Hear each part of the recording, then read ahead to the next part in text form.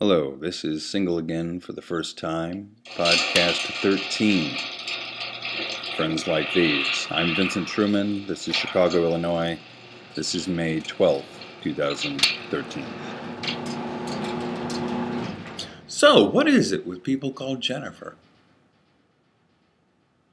Almost every Jennifer I know, they go along and they're committed on this line, and then either they lose interest and it just falls away, or they do a 180 and they run back the other way. Almost every Jennifer I know did that. I have an ex-wife. Her name is Jennifer. Did the same thing. When she moved out at the beginning of our separation, and I put that in quotes because I thought it was a separation. She was just leaving. She said, I'm going to leave some stuff behind, and I'm going to call Free Cycle, or I'm going to give some stuff away, and it'll just be all taken care of. And I said, okay, fine.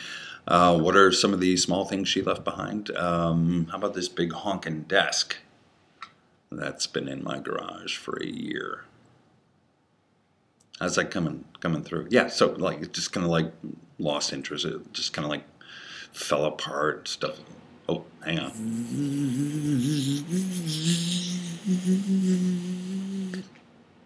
Ooh, what's this? What is this that I have in my hand? Let me tell you. If you've gone through like the ending of a big relationship or a divorce, you have like little arguments with your ex. Just every once in a while, like little tiny arguments, and they just kind of like float up like strange little memory dream arguments, fight things. And I mean, the best thing about having one of these little arguments with your ex is you always win. It is kind of cool. So, I mean, this is how this argument goes. I open it up and I hear her voice say something like, "Oh, I didn't follow through? Really? I followed through with leaving your sorry ass." Boom! To which I retort, yeah, giving up on something is not really an accomplishment. But I guess if you want to look at giving up on your fucking art history degree is an accomplishment, well, yeah, boom! You really showed that art history degree who's boss. So I'm calling this podcast Friends Like These because I wanted to explore a little bit the dynamic of what happens to friendships during the course of a divorce. This was very much inspired by an article written by a friend of mine called James Bernard Frost. And I'll put the link to the article either as an annotation to the video or down below, or both. I haven't decided. About what happens to friendships during divorce. Now, when you're going through divorce or a big breakup, we'll just call it divorce, just so I don't keep saying those two over and over again. You're extremely vulnerable, and you're in desperate need to retain as much of your life as possible. I mean, you're losing a spouse, you're losing a partner. But I personally didn't want to lose any more than that. I didn't want to lose any more family than I needed to. And in that moment, if you consider a moment 6 months, in that moment you really want people to have your back, to go, yeah, we're on your side. Or at least be empathetic toward your side and come up with your name and then For the Win t-shirts. Have like Team Vincent kind of stuff.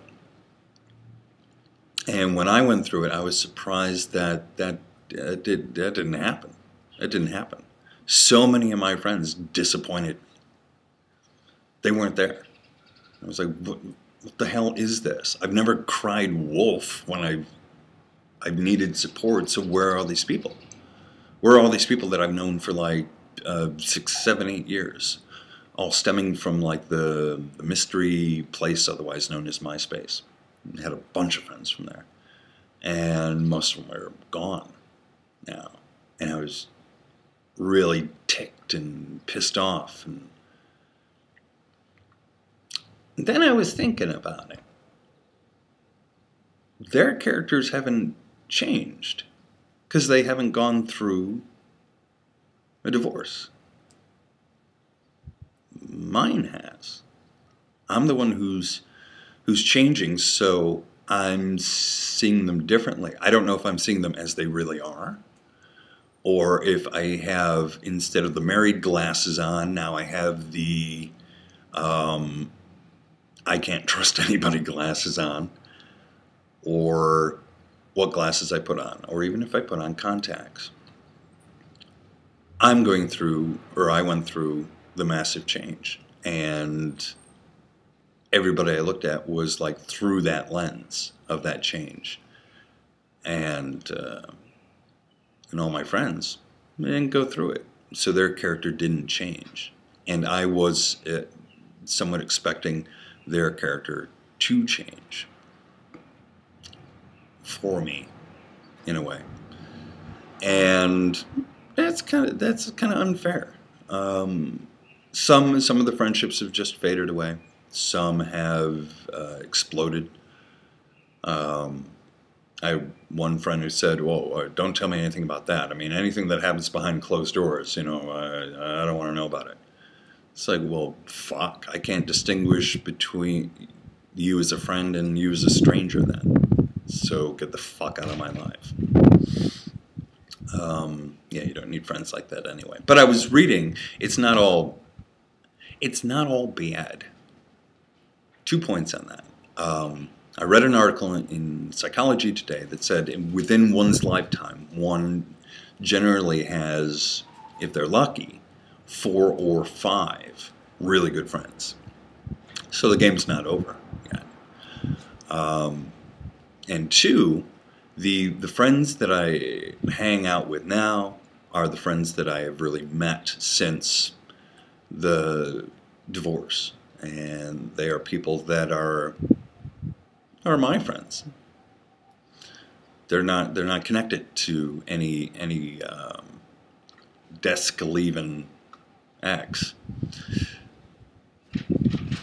So what I'm trying to say is the transformation of a divorce is not limited to losing a partner.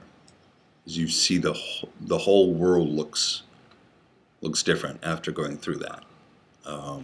If you remember 9/11, some people do, some people don't. It's like a personal 9/11. It's that gutting, only it's on like an individual basis, and nobody else has gone through that particular 9/11. So you get kind of disappointed with them, but it's not their fault. It's nobody's fault. And, ascribing lack of fault, it's not a bad way to go. All right.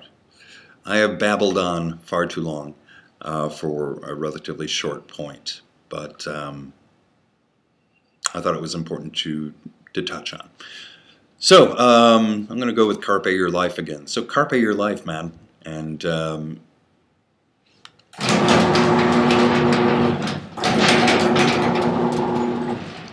cat, you ruined I was closing the thing and then the cat ran out and then it went back up and there's my fuck. That was going to be so good.